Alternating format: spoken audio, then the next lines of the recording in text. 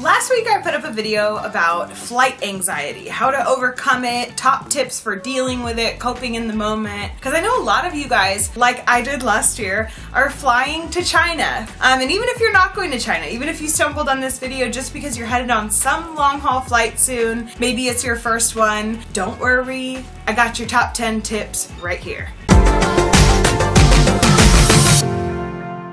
Number one, move slowly. And I don't mean like move like a sloth. That is definitely not what I mean. All I mean is, for me, I have to tell myself to move slowly because I deal with a lot of anxiety, as many of you guys know, and I tend to move too quickly. So when I'm on a flight, I go into it with the mindset that I'm going slow, I'm not in a rush. This is going to be a relaxing, fun experience. And that starts at the very beginning. Don't fight people to get your baggage in the little overhead bin. Don't fight to get in your seat. Just take your time, because that totally sets your mood for the flight. Take your time from the very beginning, and hopefully that'll help you take your time all the way through the flight to the very end. Really what this does is it helps me to just calm down and see it as a relaxing thing. But on top of that, it also kind of extends each activity that you're doing, so it makes everything take a little bit longer. And trust me, on a long haul flight, you want everything to take as long as possible. Number two, and for me, this is absolutely the most important thing, perfect your setup.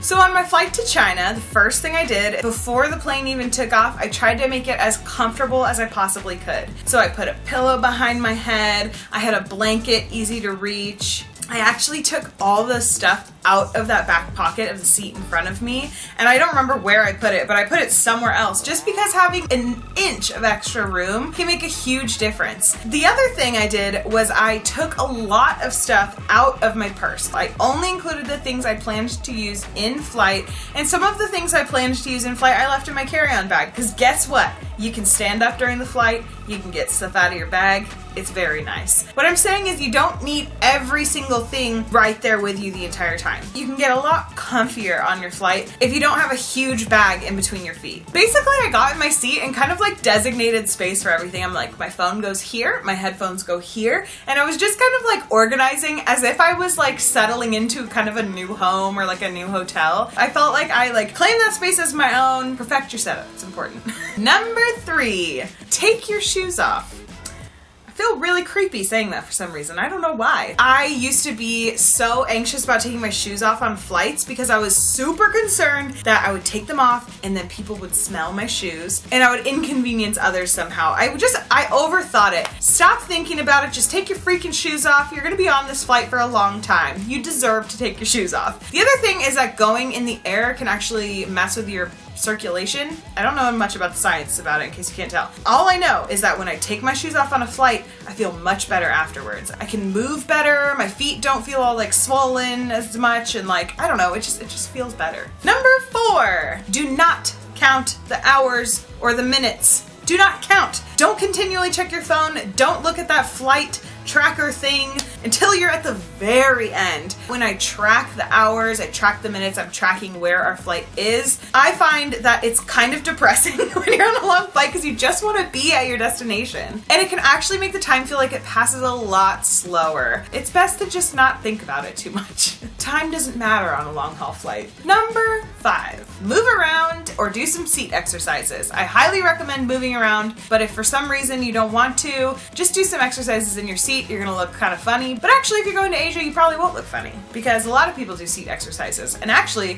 one of my absolute favorite parts of flying any kind of Asian airline is those weird little exercises they do at the very, very end. I'm really bummed I didn't actually get a good video of this happening, but I was on many flights where at the end they're like, stretch your neck gently to the side, and then all of a sudden everyone in the plane's like, I mean, just stretching your shoulders, your arms, your legs, your head is super important. I think moving around helps me to stay more comfortable on a flight. If I don't move around and I just sit there for too long, I start to get so freaking uncomfortable, and then the rest of the flight is miserable, so it's just not worth it. Number six, partway through your flight, brush your teeth and change your clothes. I, again, used to be a little too anxious to do this, and on the past long haul flights that I've done, I did it and it made the flight feel faster, more comfortable. I felt more settled. I kind of felt like my brain was tricked into thinking that I was still in my normal routine and everything was fine. So basically a few hours into my flight, or like, you know, about halfway through-ish, I don't know, you're not tracking the time, so whenever, get up and grab your toiletry kit, grab a change of clothes, preferably pajamas, and then get on over to the bathroom and treat yourself to some time in the bathroom as if you were like gonna go to bed, you know?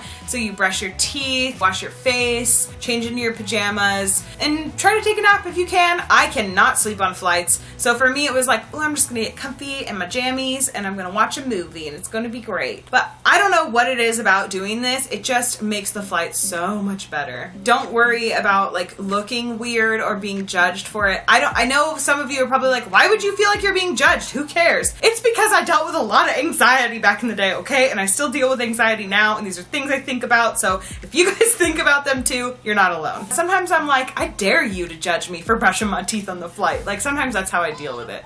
Anyways, let's move on. Number 7, do some self-care. Put some essential oils on, moisturize your face, put on a nice eye cream. You can even do a mask if you want. Basically what I'm saying is do a little bit of unnecessary pampering for yourself, because why not? You're up in the air. You don't have any meetings, you don't have obligations, you can't call anybody, you can't check much off your to-do list, so use that time to your advantage. And if you can meditate in your seat, power to ya, and freaking do it for sure. I don't think I'm capable of that. Number 8, travel rested. Now I've heard both ways. I've heard people say travel rested, and I've heard people say don't sleep the night before your flight. Personally for me, not sleeping before the flight is normally what I do, and it's normally a terrible idea. If I don't get enough sleep, I'm just more sensitive, I'm more irritable, I get uncomfortable more easily. And honestly, I've tried both ways. I've tried traveling rested, I've tried traveling without sleeping, and I can't sleep on the flight no matter what. It's just how I am. I don't know, maybe it'll change in the future. For some reason I can't sleep on the flight. So for me, and what I would recommend for you, especially if you deal with any kind of anxiety, is to travel rested. You're a human, you need sleep. So I would personally sleep before your flight. Number 9, eye shades and a neck pillow are really nice on a flight. I've told you many times in this video that I can't sleep on a plane. However, the best long haul flight experience I ever had was when I let myself just close my eyes and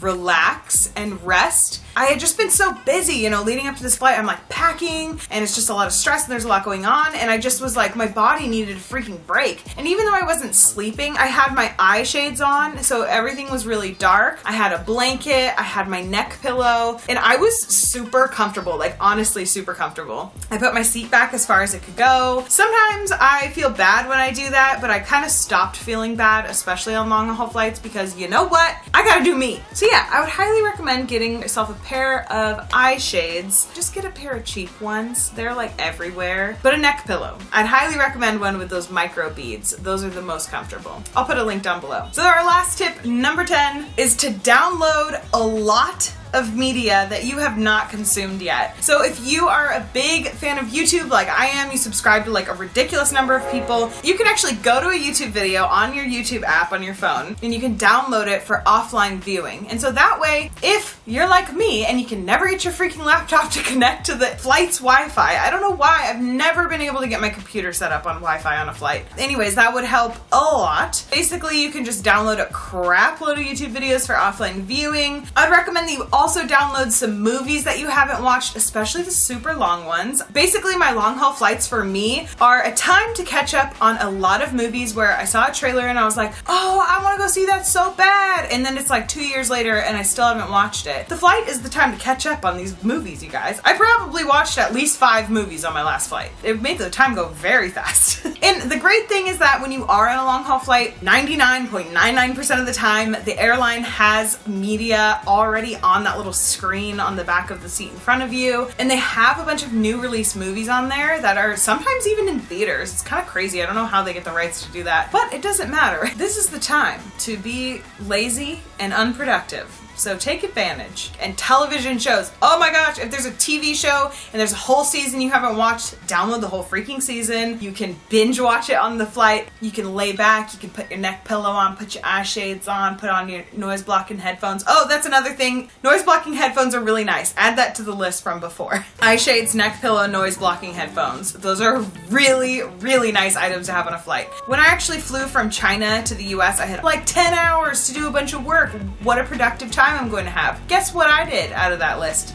None. And I think it's because I have kind of shifted my perspective on flights as a productive time to a time to relax and do nothing. If I'm on a long haul flight and I'm trying to be super productive, it's probably gonna make me more high energy and I might even get some bouts of mania. And so for me, it's just not a really good idea to like kind of get that buzz of work going and like get into that mode. It's better to just kind of chill and enjoy. So I use that time to be a total lazy and just watch all the movies I want. You're gonna be fine, you'll survive the flight. And if you're about to go on a long haul flight and you're like, how do I deal with my flight anxiety? I have the link to the video I made last week up in the iCards up here and down below in the description. There's a lot of tips in that video that can help. Also, if you are going to China, like I know a lot of you guys are, be sure to check out my China travel guide. I have all these frequently asked questions answered in video forms on there. Also, I've talked a lot about anxiety in this video and you guys might be wondering, why do you travel if you have anxiety? That seems like the opposite of what you would want, right? Well, you know what? I love travel. That's the reality. And if you want to hear a lot more about that story, you can go check out my blog, which is always linked down below, or the playlist that I've made of my videos about traveling with anxiety. So I have everything linked down below. And my last message to you guys is,